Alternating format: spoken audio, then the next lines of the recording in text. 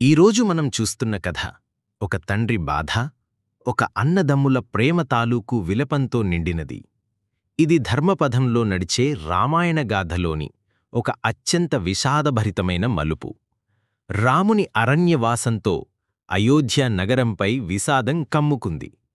ఆ రాజధానికి అధిపతి లేకుండా పోయిన భ్రమ, ప్రజల హృదయాల్లోని శూన్యత, మంత్రుల మౌనం ఇవి అన్నీ ఈ విభాగాన్ని మరింత ఉద్వేగభరితంగా చేస్తాయి.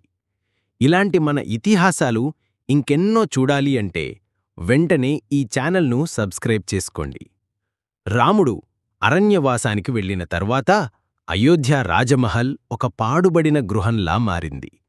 తండ్రిగా, రాజుగా, రాముని ప్రేమికుడుగా ఉన్న దశరథుడు రాత్రింబవళ్లూ విలపిస్తూనే ఉండిపోయాడు.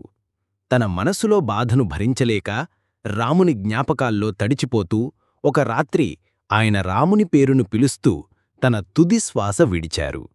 అయోధ్య ప్రజలు దిగ్భ్రాంతిలో మునిగిపోయారు. ధర్మరాజు ఇక లేడని తెలిసిన ఆ వార్త సమస్త రాజ్యంలో విషాదాన్ని మిగిల్చింది.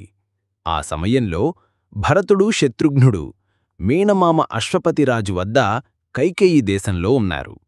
వారికి హుటాహుటిన వార్తలు చేరాయి. తండ్రి మరణం, అన్న రాముడు అరణ్యంలోకి తరిమివేయబడ్డటం. భరతుడు తల్లి కైకేయిని నిలదీశాడు. నీవు తల్లి కావా? నీ కోరికల కోసం నన్ను పాపిగా చేశావా? ఆ ప్రశ్నలు ఆమె గుండెను పిడుగులా తాకాయి.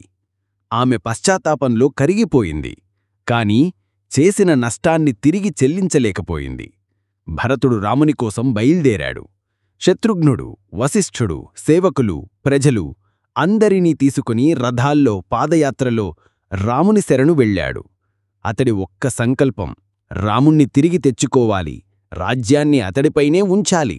రాముని పాదాల వద్ద పడిపోయి, నన్ను క్షమించు అన్నయ్యా, నీ స్థానాన్ని తిరిగి స్వీకరించు అని మనస్ఫూర్తిగా వేడుకోబోతున్నాడు. ఈ భాగం ఒక అన్న దూరమైనప్పుడు తమ్ముడి గుండెల్లో ఎలాంటి హోరు ఉద్భవిస్తుందో చూపుతుంది. భరతుని నిజమైన ప్రేమ, త్యాగభావం, ధర్మానికి చేసిన అర్పణ ఇవి అన్నీ మనకు సోదరభావానికి ఒక నిత్య నిదర్శనం. అతడొక రాజ్యాన్ని తిరస్కరించాడు, కేవలం ధర్మాన్ని కాపాడటానికే. తరువాతి ఎపిసోడ్లో భరతుడు రాముణ్ణి అడవిలో కలుసుకుంటాడు. ఆ కలయిక ఎంత ఉద్వేగభరితమైనదో మనం చూసే భాగం అది. సో, ఇలాంటి మరిన్ని ధార్మిక గాథల కోసం వీడియోని లైక్ చేయండి, ఈ ఛానల్ను సబ్స్క్రైబ్ చేసుకోండి, మీ అభిప్రాయాలను కామెంట్ రూపంలో పంచుకోండి. జై శ్రీరామ్.